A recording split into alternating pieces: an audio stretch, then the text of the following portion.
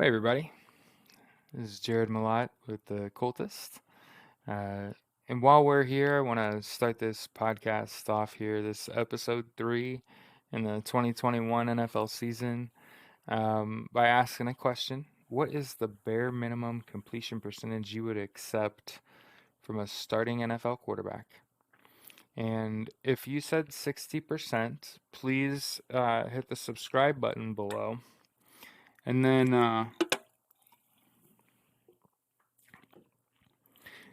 understand that 23rd in the NFL in completion percentage, Carson Wentz has completed 65.2% of his passes through 2 games, and that more closely aligns with Peyton Manning's career 65.3% completion percentage. And I understand that it's a little early, and oh my God, I can't believe he's about to say it, but the truth is, when healthy, Carson Wentz's football IQ is more like Peyton Manning's, and his athletic ability is more like Andrew Luck's. So I get the kind of idea.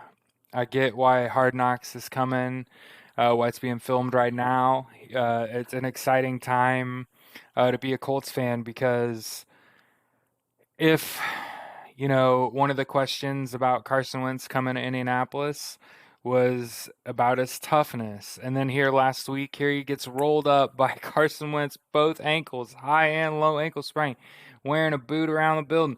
Come in Wednesday, not much of a limp, kind of moving around all right. Didn't practice. That's why this podcast is coming out so late. Um, I wanted to make sure that I had the most up to date information before I put a podcast out, and that I kind of tried to beat everybody to the punch for my small audience here and talk about are we going to be healthier this week than last, which is the bottom line, right? And I think that on the road is where you need the most help.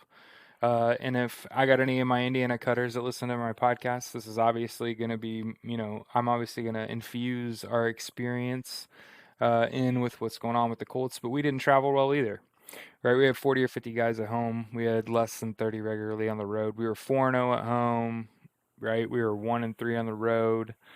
Um, so yeah, it's tough on the road anyway.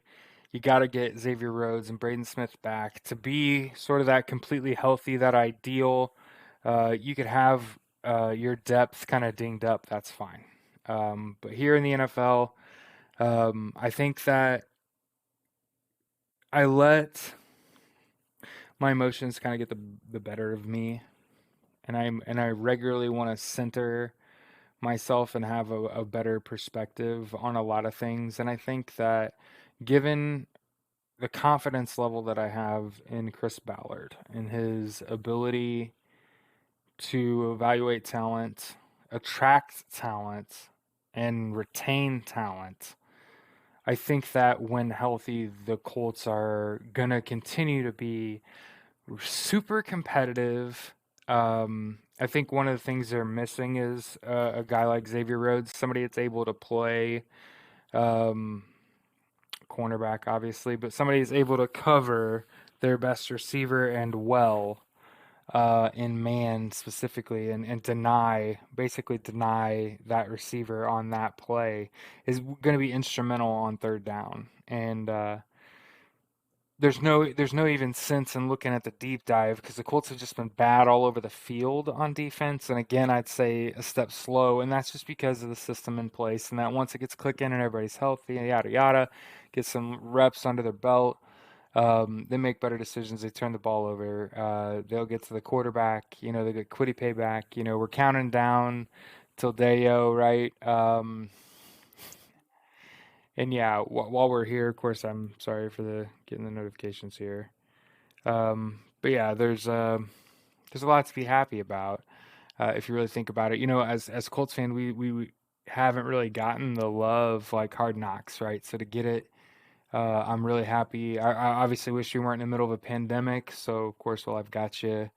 Don't be like that. Just get a vaccine, wear a mask. It's that simple. I went out to get groceries earlier tonight and couldn't help but chuff. Just walk around like, what are you doing? I was wearing a mask. I'm vaxxed up. I'll get a booster, no problem. I don't even have babies. I work from home. The only time I leave my house is to go to a sporting event, right? Go, right, or go to the grocery store. That's it. I'll wear a mask. I'll get a booster shot, no problem.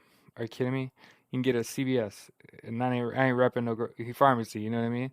Like, this isn't something worth dying over. I had it. The body aches alone kill a lesser man. A problem. I promise you.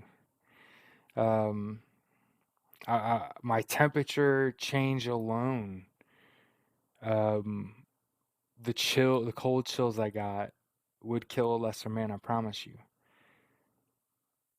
But I had the vaccine, and I'm telling you, I told while I was going through COVID with my wife, I was saying, I know that I'm not gonna die here. I know that I'm gonna come out of this, and hopefully, we roll the dice and I don't have any long-term health concerns, and I would be most concerned with like my heart or my lungs or something. But we'll kind of see. So far, I've gotten pretty lucky. But my wife can't taste or smell, and she loves to bake. I mean, how heartbreaking is that? Get the vaccine. But to get back to it, you can follow my podcast Twitter account where I post these episodes raw, YouTube link um, at the Coltist. You can follow on Instagram. I try to create like art for the podcast. I try to do everything myself. It's just the way it is, right? And while I'm here, I want to say thank you to Stampede Blue for the opportunity. Been a Vox Media employee. This is year 5 with SB Nations. Stampede Blue, which is the second largest Colts website outside of Colts.com. Doing the post game wrap videos where I tell you kind of why the Colts won, why they lost. Um, who played well, what happened around the league. Um, the thing about it is I really do believe the Colts are gonna be fine. That they have plenty to look forward to, plenty of great football ahead of them. I promise you. Um, and I'm excited because there's what's called regression to the mean, and I'm not trying to talk over anyone's head on purpose or be pedantic. That is, and I'm also I want to make sure I always say like I'm never trying to pander. I'm only trying to ever be authentic. I try to be as intentional with my words. I'm even recording my podcast because earlier when I was recording, I made like a joke that even I was just like, I'm not willing to put what little clout I've gotten on the internet out there for a joke that I deem inappropriate, and it was mine. Um, the reality, though, is that when you look at what you have as like an expectation out of an organization, it is to ultimately, and ultimately has varying degrees of meaning to people, right? So there are some people that think ultimately means forever.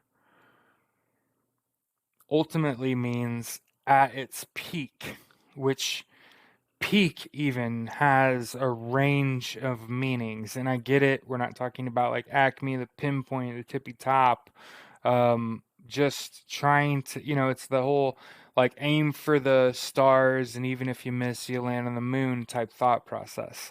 Like I said, it's pretty clear to me if you look at player evaluation, their draft and trade and their moves that they make and the way they've moved for quarterbacks, right? Um, and you look at the data where we just talked about, like Andrew Luck's career completion percentage was 60%. That's Jacoby Brissett's completion percentage through 2 games, 26 of 40. Carson Wentz's completion percentage through 2 games is 65.2, which is closer to Peyton Manning's career average of 65.3%. So, like I said, on the whole, I think Carson Wentz is going to be fine. He's plenty tough, and he's showing it, fit like literally showing it. And then we're going to get rewarded for Chris Ballard. And man, I'm getting like in my feelings thinking about it. Could just be this zero sugar watermelon monster. It's whatever. But the reality, or maybe it was these Skittles. But the reality is, when you think about what happens when Eric Fisher and um, Braden Smith are both back, and then you think about the quality of teams that you've just played. And in week two, lost by 3 to what I expect to be a pretty damn good Rams team and a playoff team. And in week one, you got beat by a really healthy Seahawks team, and we all know how this works. What goes around comes around. They're going to end up banged up at the wrong time and lose at the wrong time and knock themselves out of the playoffs. You could just start saying preach. You might as well. But yeah, I think the reality here is so often we get caught up in the minutia and we focus on these tiny uh, fractions of time and aren't appreciative of the overall picture that has been painted over the last couple decades. And that, frankly, is excellence. Um, uh, by and large, the Colts have been like super good at home. They were 6-2 last year at home. And they won 11 games, so that tells you they're 5-3 on the road. The thing about this is, um, the more you become exposed to the sport, the more you understand that consistency and trying to put on a similar sort of show um, through 16 to 20 games a year is a lot to ask at the NFL level. And it's just because those guys are all the max height, weight, speed combination, you know what I mean, high average guys. And I can promise you that conditioning isn't part of the thing. So one of the things that these guys, and I mean, it's like dirty little secrets, right? It's the same thing about Michael Jordan, man. There's a difference between some of these players and some of these other players. Look at Lamar Jackson. Look at Patrick Mahomes. There's some of these players that could play 75 to 100 plays a game at their position at a high level. And there's guys regularly on your football team that can't do that, you know, and I'm not going to sit here and bash any players. So that's not what I'm talking about. But one of the things that I would dare ask is of healthy players, percentage of snaps guys are playing for the Colts. I feel like guys are putting a lot of laps on the pool, but maybe they're just not at top speed, and that's kind of what I'm hoping to convey moving forward. Is I'm trying to be a little more cheerful and hopeful. It's the first day of spring. It rained all day, but the reality is like I said, I think that it's pretty clear that with some time in the pocket, Carson Wentz capable of completing passes on pass downs at a high level. And that when he's forced to try to make a play, he's capable. He's been a little loose with the shovel pass. He's got a pick and a pretty weird looking throwaway. But otherwise has been sort of the steady dealer here, the steady hand. And I'm not unimpressed. I haven't come away impressed. Both games, I know. And again, this is not pandering. This is real. I came away from both those games and said, like, Carson Wentz ain't a problem. O-line's a problem. And then you look at the numbers and you're like, only one sack credited to Wentz. And that's, again, according to PFF, who we don't care about their quality of data because they use in-house metrics and we don't play that game. That's data manipulation. Be honest to get the fuck off my internet. And that's to PFF. I give a fuck. You do it the right way or don't do it. You could make up some shit and pretend like it's legit, but it ain't. Let's just cut it out, right? But they only credited Wentz with one sack, credited the O line with all the other ones and 44 hits. I mean, you know the rigmarole, right? That's why, while I tell you what you already know, you ought to be clicking subscribe because, I'm putting out content from a pretty unique perspective here in that I have now started and completed my first year of coaching. I was an offensive coordinator and primary play caller for a semi-pro football team called the Indiana Cutters. And if the officials hadn't blown an offsides call, we would have beaten where were they? We would have beat this team in Jeffersonville, Indiana on the road that we don't normally beat. Kentuckiana Cavalry, I want to say. Yeah, I think that was who it is. Anyway, yeah. Right. who cares? But yeah, if they hadn't blown this offsides call that we scored a touchdown on offense, I'd have been like 5-1 as the offensive coordinator and primary play caller in my first year. Um, I think that yeah, like I said, when I really go back and watch the tape, and then I look at kind of what Eric Fisher did when he was out there, and what Braden Smith, even though he struggled in the first game, you kind of look who he was going against and what quality of reps he was sort of giving you. And I get it, they kind of have looked lost. Then you understand like Colts have been this is the product the Colts have been putting out for a long time is they haven't played their guys in the preseason. They've started out slow because especially these big non-conference, non-division opponents, you've got time to get some guys some rest and some recovery and get them healed up right so you can try to put together a string of wins because ultimately that's probably what it's going to take when you start 0-2, right? If you're going to lose a couple in a row, you're going to have to win a couple in a row. It's kind of how the pendulum swings.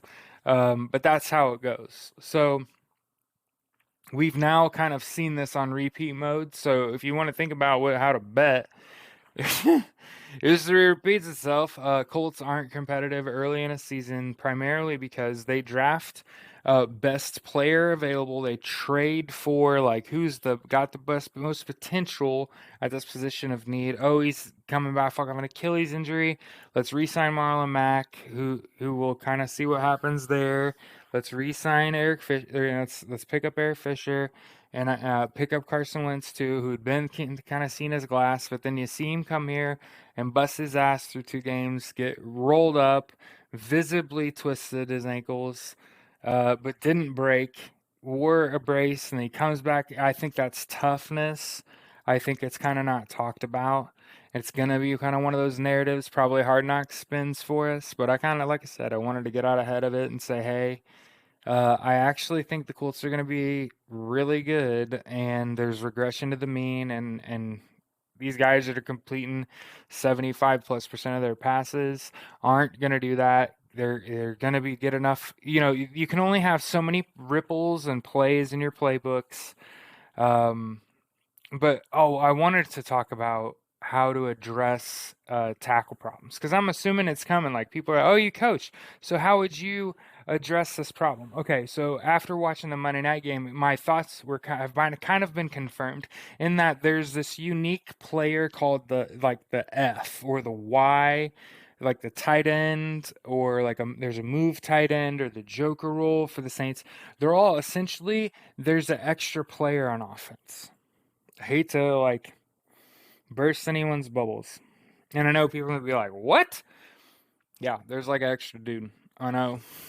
It's just because of coverage, the way alignment, stuff I learned about in the Marine Corps infantry.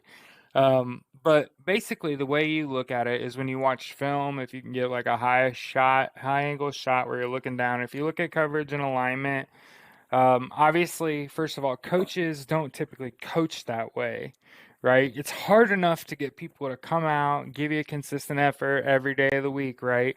But when the guys come out, what I frequently see is like the F back or the Y not being covered correctly and not having adequate alignment over that player.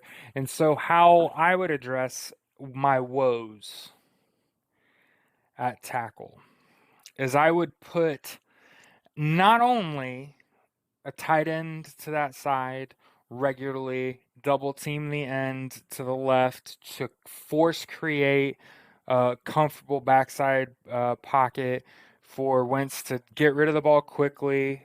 He's a right-handed quarterback.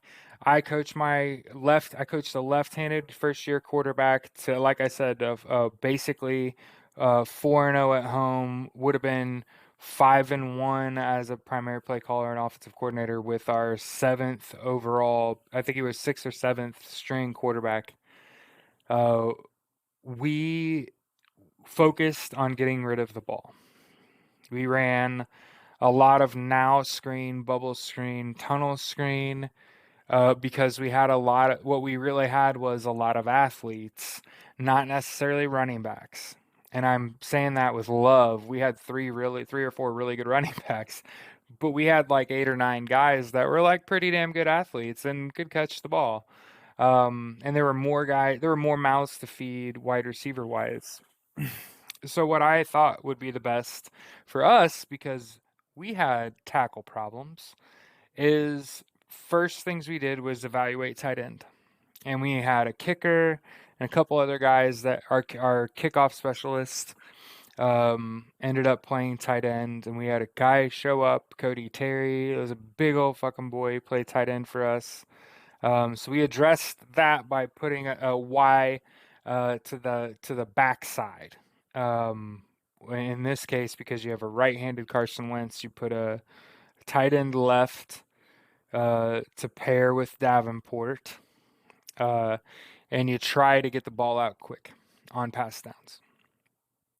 I like to put the onus on your cornerbacks to tackle my wide receivers who don't typically get that rock that early in the down sequence, because it just kind of puts the defense on its heels early. So that's one of the reasons I like tunnel bubble now screens. And they're much different plays. You run them for much different reasons.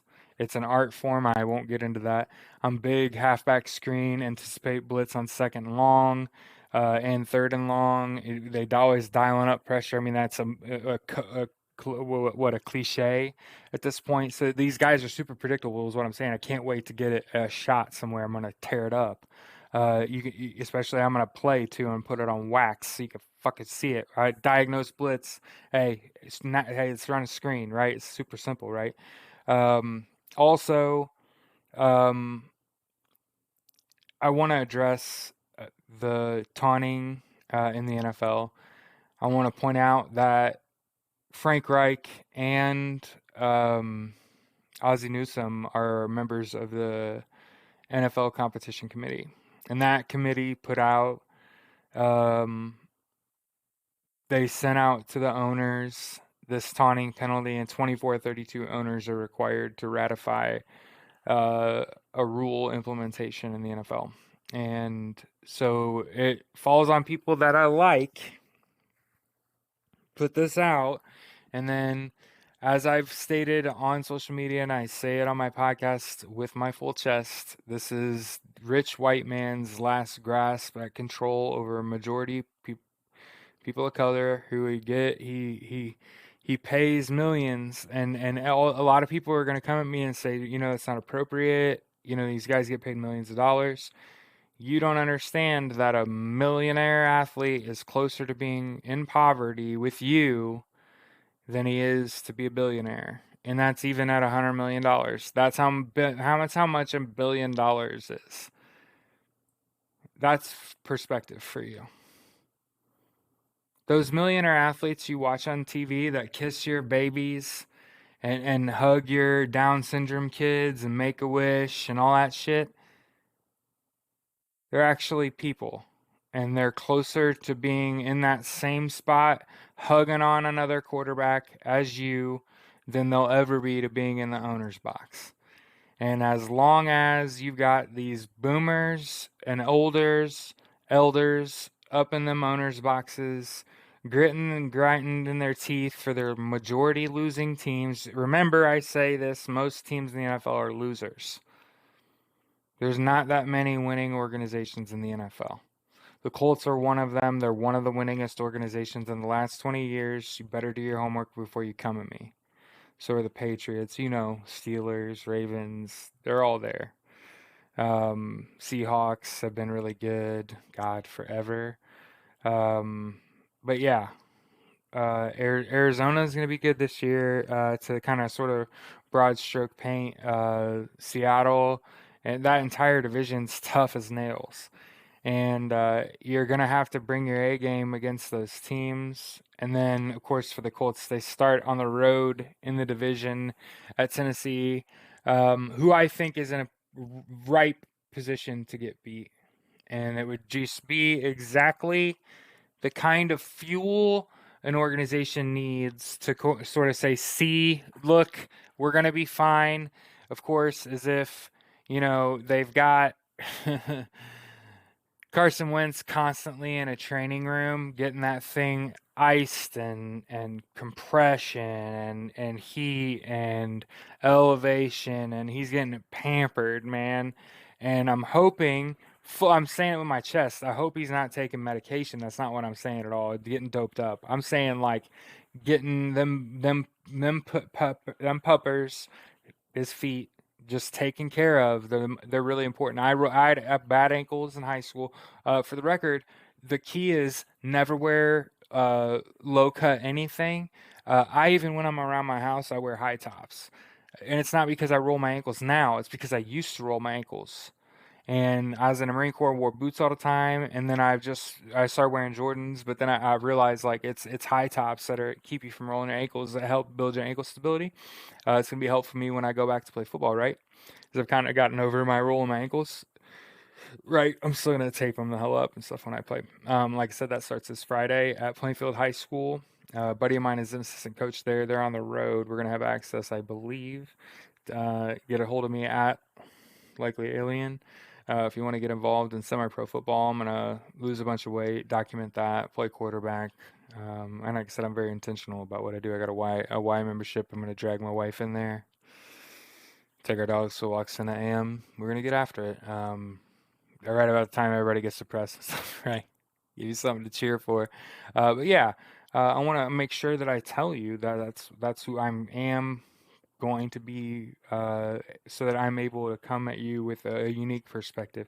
Most of the people that make like podcasts, create content, they're either like a professional athlete that's what they went to college for and that's what they're going to do with their career.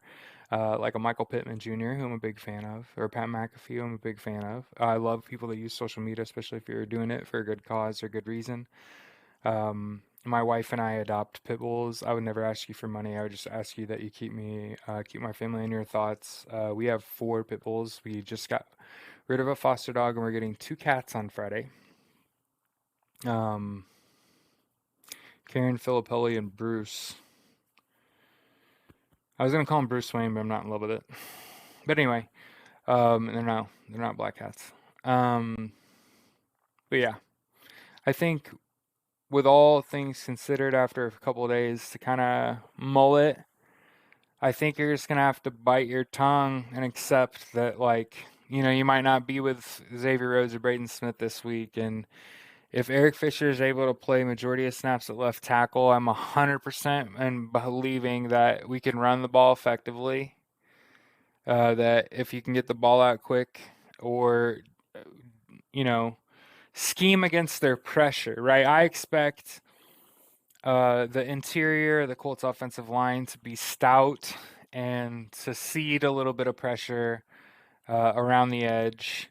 And what I was talking about, kind of getting off track earlier about the F back, is what I would do is I would put like my tight ends like between the guard and tackle, offset behind them, right? And then set up my blocking angles better with there on like rundowns, and use misdirection and stuff like that to thwart pressure, or to add protection on pass downs. I'm a big fan of running shotgun pistol minimum, 4 to 5 yard shotgun snaps at the minimum. Some guys are 7, so and that's just because they take a couple steps forward to get their ball off. I could throw from the pistol. Um, so I think when you think about what it's going to take to win moving forward, obviously what it's going to take is luck. And I'm not talking about Andrew Luck. You just have to be healthy at the right time. And I think what's kind of panned out so far has kind of shown me that not only is Carson Wentz the dude, but that he's more than, not only is he more than capable, not more like a the potential to be really a difference maker here in Indianapolis. And if we're just able to get, everybody, just that offensive line group healthy for a few games, I think you're going to be just fine in those games, and I think you'll find that you're able to run the ball better when you know what I mean. So as long as they can really ultimately get Davenport off the field, if we're just really being honest with ourselves, I could have broke this podcast down to like 4 words: no more Davenport. Go kick field goals when you're in scoring position because you're not very good play callers in the red zone. At least I haven't demonstrated it. And I'll argue until the end of time. I don't care about your look or your motion or your heebie-jeebie, wooby-wooby. When you run, and then go for it on fourth down on that opening possession, it tells me you don't know what the fuck you're doing in the end zone, in the red zone. So you can take that or leave that. That's exactly what that is. That was not imaginative at all. There was every bit of the reason to probably throw it to Pascal, all things considered, right? If you think about that. Or Jack Jack Doyle had a hell of a game. And I'm not talking about on that fourth down, redoing that fourth down. I'm talking about not run. That's the big thing is don't be predictable in the NFL. And I felt like it was predictable. I knew the Colts were going to run. I knew it was going to happen. There's no way he's passing that ball from the 1 yard line because he's a football coach. And they're going by the data. And sometimes the data is just fucking wrong. And all I'm saying is I'd a play action pass the fuck out of you on second down. That's all I'm saying. And I'm right 100% of the time because and if you go back and look, I bet you he did the fake and rolled out and oh look, Carson Wentz is uncovered and he probably could walked in the end zone or something. You know what I mean? Real talk. It's just the way it is. Or why not just quarterback sneak? That should be. You should never have a problem. I mean, I think every great coach ever said that, right? Nick Saban. You should never have a problem getting a yard. Two? Eh, you got halfback dive that. This guy's like 6'5". He puts his hands over his head. It's more than 8 feet. And as long as he can get a full body length past his lead blocker, that's 2 yards. Let's do math. You know what I mean? As long as he can splay his full body out in front of his blockers, as long as they haven't ceded any ground, that's 2 yards. As long as the ball touches first. Which is obviously not ideal with your quarterback. You kind of don't want him at this point. You wouldn't want to go for QB sneaks because you're afraid you're going to get Carson Wentz hurt. So now that I've said that, and then if you start Braden Smith again, the onus is on getting the ball out quick. What I think it is it's a pass short is now a run option, read option, that sort of system. So either the ball's coming out quick or it's getting handed off. I like the jet sweep. I like the jet sweep motion. I'm not a big fan of the shift just yet because I haven't seen what I want, and I don't think the Colts have either. So one of the things that we dealt with when I coached here semi-pro football is defenses didn't respond to our shift and our motion, so that disincentivized it. And I'm for that actually. If defenses aren't gonna recognize your shift or your motion, abuse that, right? Is what I would say, right? Like overload and run to that overload side. We called it campfire, and we motioned into bunch formation right on the outside of the rear, just right there at the tackle position. You had like 3 guys, and you could just pitch the ball and run, beat them to the corner. And we did it off a shift. And I like the jet motion. In fact, I'm pro running an offense that's 100% like every now and then we're just gonna hand that bitch off, like good luck. That's our as a track guy, right? Good luck. And then we're gonna block it correctly, and it's gonna be something that we work on that, just like you work on, if you're gonna do that, you might as well do like your little pistol dive or your little inside zone or maybe like a little ISO or a trap or whatever. A little outside zone action too. Every now and then hand that jet sweep. It's a nice little run game. The option's good here. It's got a little read action with it, right? Because obviously you're reading whether you're handing that thing off based on if they're reacting to that motion, right? And then if you don't hand that ball off, you've basically taken someone out of the play, at least in the eyes of the defense. It's one of the things that I've learned is when you motion a guy and you don't give it to him, he's done for. Defense goes eyes elsewhere. So one of the things I realized late in our season is we didn't have a play in the playbook that actually attacked the motion man if he didn't get the ball on the motion. So look for that with like a Paris Campbell or a Naheem Hines come screaming across there like a jet motion action, and they don't give it to him, and then they throw it to him in like the flat for like a screen for like 1,000,000 yards. For example, like you line up in like a trips right, right, um, no back, just your quarterback, and you have a tight end, and then like a Hines or Campbell, and they come in motion because you have a tight end on the left, so you don't get a illegal formation. And then you do the jet motion, and then if you don't hand it to him, the defense is just going to come up and bump all the guys that are in trips who are now blocking, now engaging, willfully engaging, and you're just throwing the ball to the motion guy in the flat. I actually think it's like a great fucking looking play to me. But I would look for things like that to attack having an edge weakness. Is I like running to the weakness to try to beat it to the boundary. I'm trying to wear out that end on that side and make him think he can be the I'm gonna hold the edge the whole game. You can't do that against like a 400-pound dude the whole game. I'm telling you, that's the fight of the century is left tackle edge. It's like ingrained in the game right now because I think the trenches are muddy. A lot of teams are good. Some of these teams are bad. The Colts have really high ceiling if they're healthy, and I think that's a good spot to be in. Not looking so hot so far.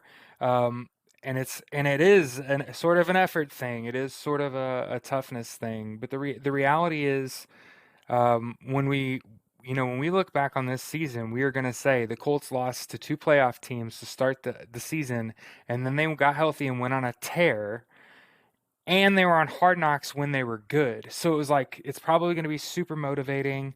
I'm actually really excited the more I really think about it. Like, it's like the HBO did their homework and it's only a couple games in, and I'm telling you, I watched a lot of this damn game, and Carson Wentz has the toughest fucking nails, man, and not been dealt a great hand in terms of protection, and I haven't enjoyed the play calling. And again, I want that to be at the center of my kind of critique.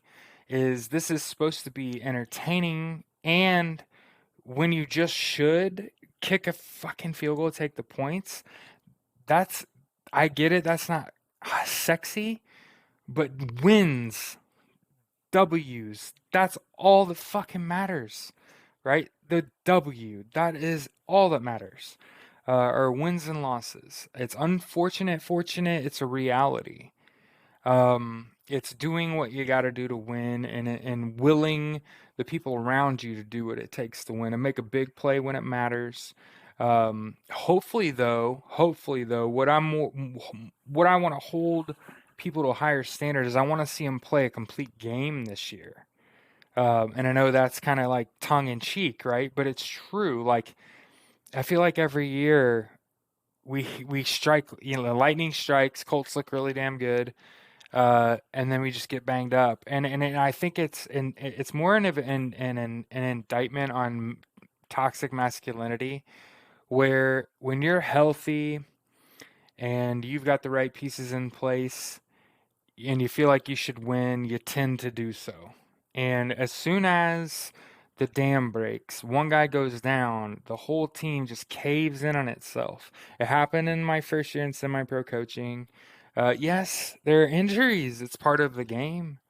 It's unfortunate. It sucks. It's been a plague for the Colts, and I hate to use that word amidst the fucking pandemic that's killed over 500,000 Americans. May you all rest peacefully. But yeah, it's uh, it's been a stressful season so far. If of course you expected the Colts to be winning early. And I think with a shortened season and this pandemic especially, and the Colts drafting for best player available and ceiling and sort of being willing to take shots on guys like coming off injury, like I said, re-signing Marlon Mack and signing Eric Fisher are really good examples of one, make betting on potential, two, betting on being loyal and being consistent. Um, and when you go on Twitter, hit me up at Likely Alien. You can follow the podcast at The Coltist. You can follow it on Instagram. You can follow me on Instagram at Likely Alien. You can follow the podcast on Instagram at The Coltist. I'm gonna try to make some, design some art and stuff and I'd love to have my own merch. I'm all about wearing my own brands. If you don't know, I started a business called Bizarre Grind.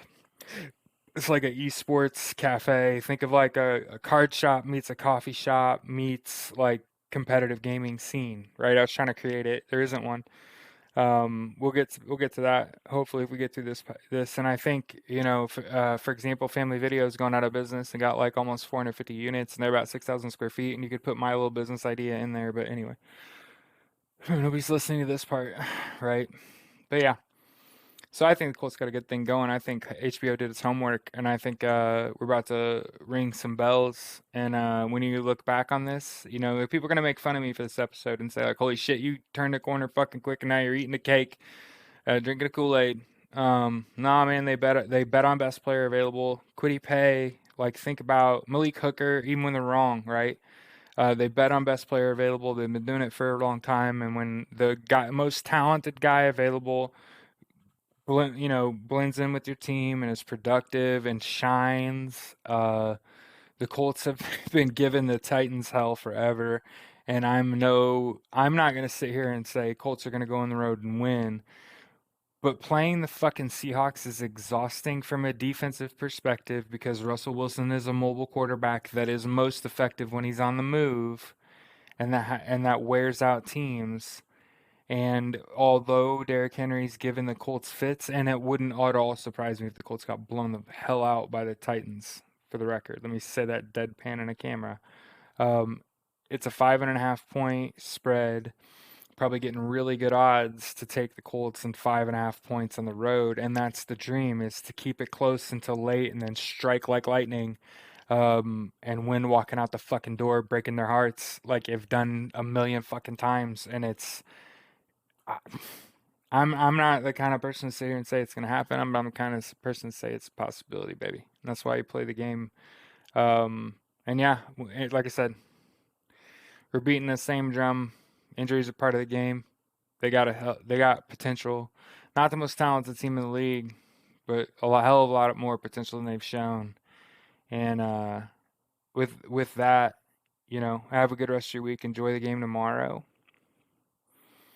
Uh, and understand that these other franchises are more fragile than we are, and that we're more stable in the long run, and that we just started the season against two playoff teams and guys that you may see two teams from the NFC West uh, vying for the shots at Super Bowl, and I'd put money on that actually. The NFC will represent both sides. They'll put four teams in the playoffs, both wildcard spots, or all three wildcard, whatever. These expanded playoffs. So yeah, this has been Jared. My name is Jared Malott. Been with, like I said, been with SB Nation, Stampede Blue for a long time. Kind of striking out on my own, making my own podcast. As you can see, I don't run ads, so it's just one like 30, 40 minute podcast. Instead of having 5, 6 ads and an awkward conversation with someone you can only partially see and hear. But yeah, if you would, subscribe to my YouTube channel here and support me. My goal, of course, is to get a coaching job somewhere. I want to be like a head coach at like high school or middle school, as long as it's paid for my time. And I'd love it if it was on the east side of Indianapolis. So hit me up. Yeah, thank you. I appreciate you listening to the podcast. Let's see where we can go.